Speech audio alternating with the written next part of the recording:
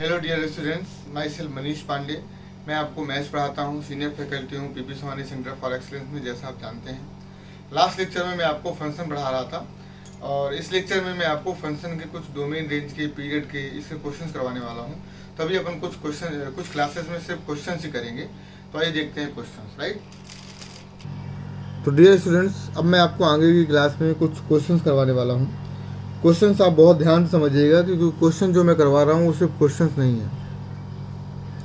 उन क्वेश्चंस पर इतनी सारे कॉन्सेप्ट छुपे हुए हैं कि आपको उन क्वेश्चन तो आप भी कर सकते हैं, बुक से भी कर सकते हैं। तो मुझे कराने की क्या ज़रूरत है। मैं क्वेश्चन इसलिए करवाता हूँ क्योंकि उसमें बहुत सारे कॉन्सेप्ट होते हैं। जब थ्योरी पढ़ाते हैं अपन, तो थ्योरी में वो कॉन्सेप्ट एक्सप्लेन करने के लिए नहीं आते, लेकिन जब भी क्वेश्चंस करते हैं तो क्वेश्चन करने में बहुत सारी ऐसी चीज़ें आती हैं कि ये कैसे हो गया, वो कैसे आ गया। तो वो सारे कॉन्सेप्ट भी मैं आपको बताता चलूँगा। तो आपको पता है कि क्वेश्चंस जो अपन करने वाले हैं उसमें बहुत सारे कॉन्सेप्ट होंगे, तो उन कॉन्सेप्ट को भी मैं वन बाय वन करके आपको बताता चलूँगा। तो आप ध्यान से समझिएगा। अब जो पहला क्वेश्चन है, question find the period of the following function. Find the period of the function. Find the period of the function.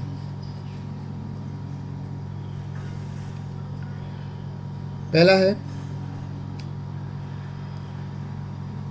F X is equal to sine की पावर 4x। मैंने आपको बोला था कि मैं आपको एक क्वेश्चन इस तरीके का करवाऊंगा। इसका पीरियड बताइए। आप जानते हैं इसका पीरियड ये एक्सेप्शनल केसेस में आता है और इसका पीरियड होगा π/2। लेकिन कैसे π/2 होगा वो मैं आपको यहाँ पे प्रूफ करके बताऊंगा।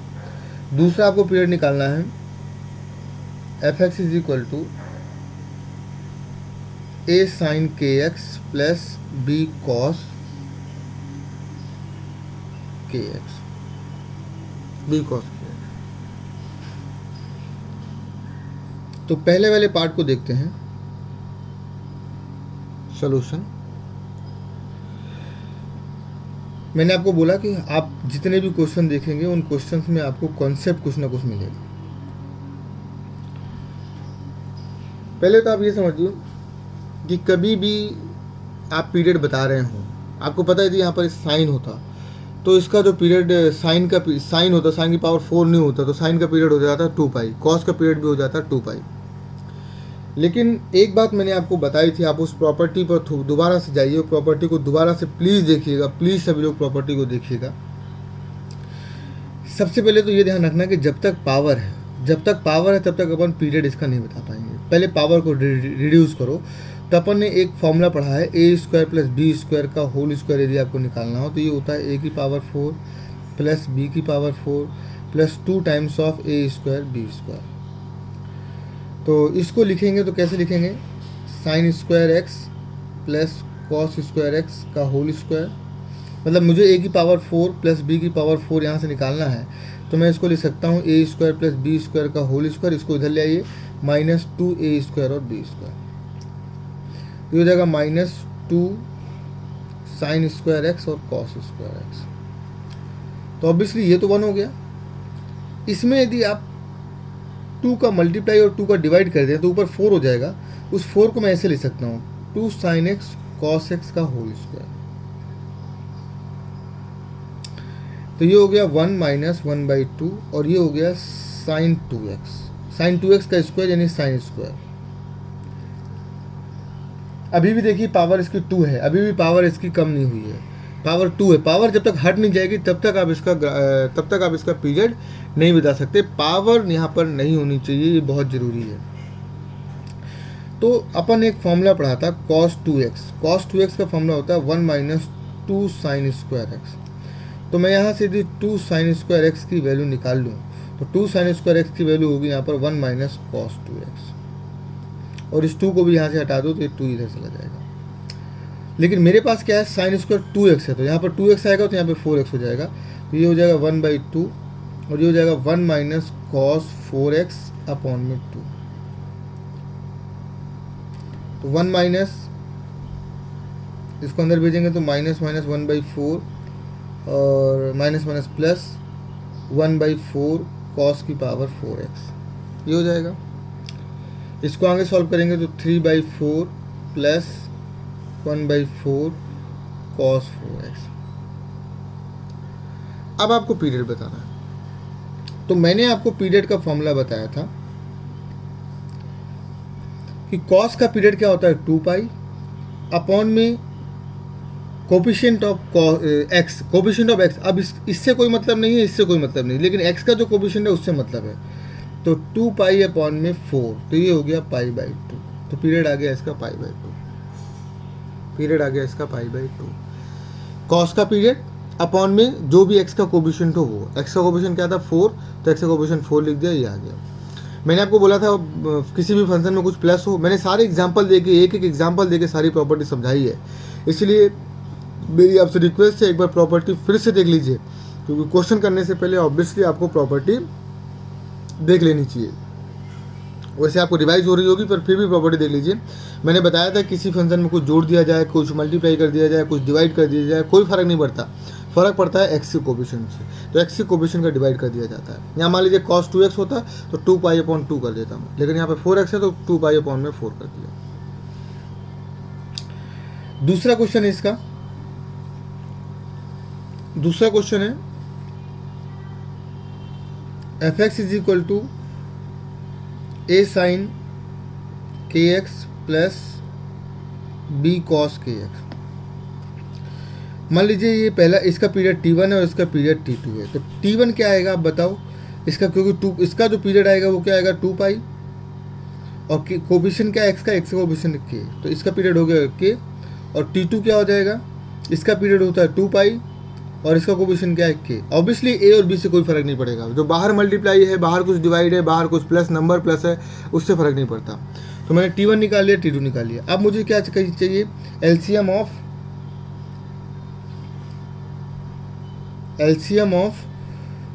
2π/k 2π/k। ऑब्वियसली इसका एलसीएम क्या होगा, एलसीएम ऑफ 2π,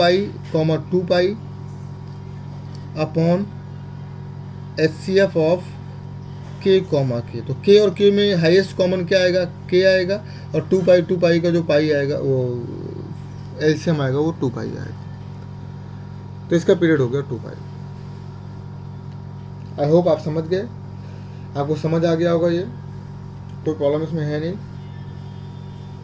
तो ये आपको समझ आ गया होगा मेरे हिसाब से, और आसान क्वेश्चन है, कोई प्रॉब्लम इसमें है नहीं। नेक्स्ट क्वेश्चन करवाता हूँ। नेक्स्ट क्वेश्चन जरा देखिए,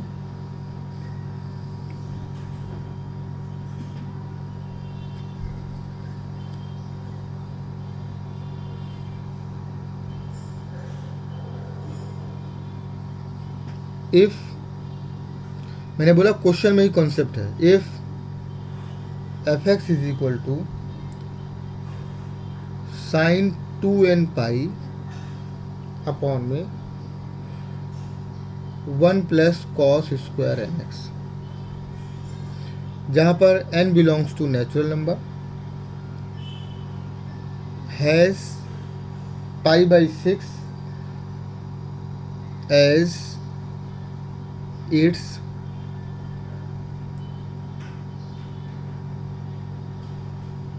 fundamental period, as its fundamental period. Find n बताइए। तो इसका सॉल्यूशन यदि मैं आपको बताने चलूं तो सॉल्यूशन क्या होगा, sin 2nπ अपॉन में 1 plus cos square nx, 2nx है, सॉरी 2nπ नहीं है, 2nx है, सॉरी है 2nx। अब इसमें कॉन्सेप्ट ये है कि जैसे मैंने आपको इससे पहले वाले क्वेश्चन में बताया था कि यदि दो फंक्शन दिए हुए हों, एक साथ एडिशन हो, तो इसका और इसका क्या ले लिया जाता है, एलसीएम ले लिया जाता है। उसी तरीके से इसमें भी है कि यदि दो फंक्शन आपस में डिवाइड हो या मल्टीप्लाई हो, मल्टीप्लाई में भी सेम कंसेप्ट रहेगा। मल्टीप्लाई में पहले आप उसको उसमें कन्वर्ट कर लीजिए, सिंगल डिग्री में भी कर सकते हैं, तो अदरवाइज डिफरेंट है तो आप एलसीएम लेंगे। इसमें क्या करना है आपको, ऊपर वाले का जो भी पीरियड आएगा वो और नीचे वाले का जो भी पीरियड आएगा वो, उन दोनों का क्या करना है आपको, एलसीएम ले लेना है। उन दोनों का आपको क्या करना है, एलसीएम ले लेना है। तो जरा देखिए नीचे, ऊपर तो मुझे पता है, ऊपर इसको मैं मान लेता हूँ T1 और इसको मान लेता हूँ T2। तो T1 तो मुझे कन्फर्म है कि T1 तो आपके पास 2 पाई अपॉन में एक्स का कोफिशिएंट क्या है 2n, तो 2 कैंसिल हो जाएगा, ये आ जाएगा पाई अपॉन n। क्यों मैंने बता दिया इसका, क्योंकि इसमें डिग्री नहीं है। डिग्री नहीं है तो तुरंत आ जाएगा, डिग्री नहीं होनी चाहिए, साइन स्क्वायर, लेकिन नीचे कॉस स्क्वायर लिखा हुआ है, तो उस कॉस स्क्वायर को मुझे कन्वर्ट करना पड़ेगा। तो मेरे पास एक फॉर्मूला है cos 2x का। cos 2x का फॉर्मूला होता है 2 cos स्क्वायर x माइनस 1, यानी कि 2 cos स्क्वायर x हो जाएगा क्या, cos 2x प्लस 1। तो cos स्क्वायर x यहाँ से आ जाएगा cos 2x प्लस 1 अपॉन में 2। तो इस fx में साइन 2nx अपॉन में 1 प्लस, इसकी जगह पर cos स्क्वायर nx की जगह पर, cos स्क्वायर nx की जगह पर मैं लिख सकता हूँ cos 2nx प्लस 1 अपॉन में 2, ऐसे लिख सकते हैं। तो इसको थोड़ा और तमीज से लिखेंगे तो साइन 2nx अपॉन में ये हो जाएगा 1 प्लस हाफ cos 2nx।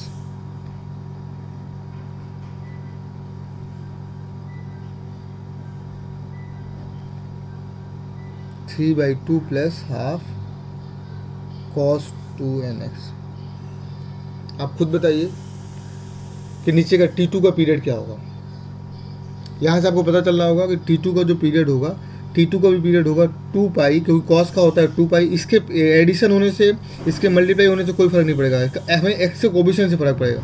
तो 2 पाई और एक्स का कोफिशिएंट क्या है 2n, तो 2 से 2 कैंसिल, इसका भी पीरियड आ गया पाई अपॉन n। यानी आपके पास T1 भी पाई अपॉन n है और T2 भी आपके पास पाई अपॉन n है। इसका मतलब इन दोनों का जो एलसीएम आएगा वो भी क्या आएगा, एलसीएम ऑफ T1 और T2, ये भी जो आएगा वो आएगा पाई अपॉन n।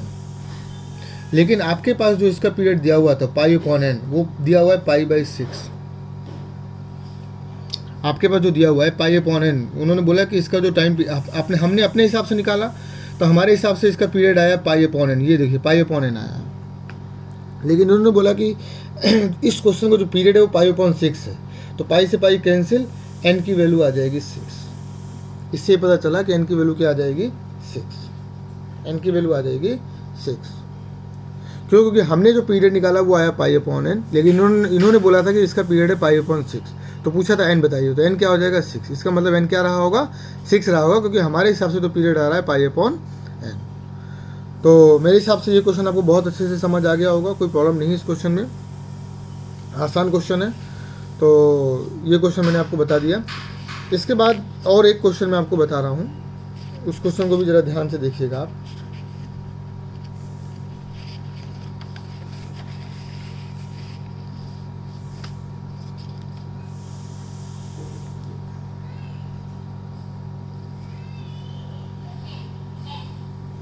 क्वेश्चन है, if fx is equal to sine root के अंदर greatest integer lambda x is a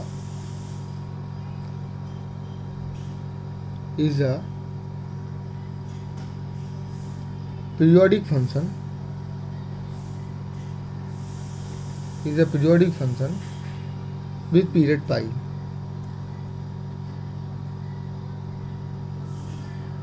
With period pi, where